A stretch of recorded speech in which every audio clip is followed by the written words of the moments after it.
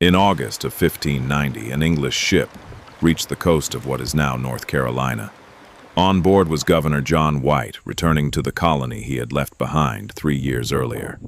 He expected smoke rising from hearth fires, children's voices, the sound of life. Instead, the shoreline was silent. The settlement at Roanoke stood abandoned. Houses had been dismantled carefully, not burned. There were no bodies, no signs of struggle, no graves, and then, carved into a wooden post, White found a single word: Croatoan. It was not hurried. It was deliberate.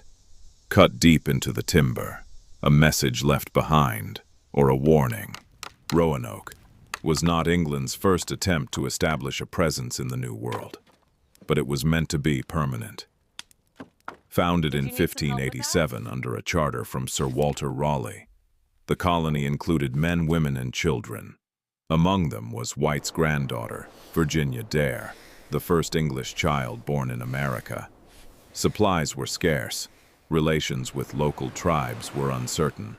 When White sailed back to England for provisions, he intended to return quickly.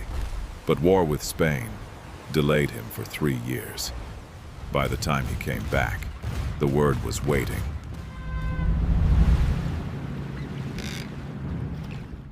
White had instructed the colonists. If they were forced to relocate, they were to carve the name of their destination. If they were in danger, they were to carve a cross. There was no cross, only Croatoan. The word referred to Croatoan Island, known today as Hatteras Island, home to a friendly native tribe. The houses had been dismantled carefully, suggesting an organized departure. Even the fortifications were taken down. It did not look like a massacre. It looked planned. And yet, no formal record confirms their arrival anywhere else.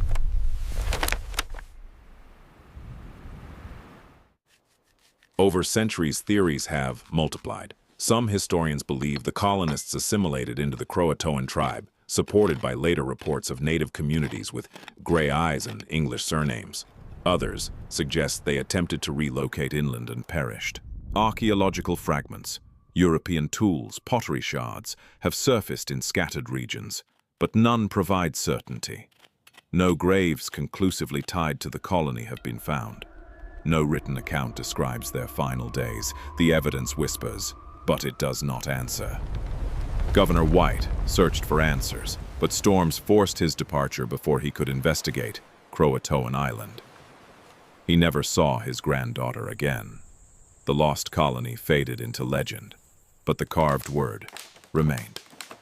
More than 4 centuries later, it still stands as America's first great historical mystery.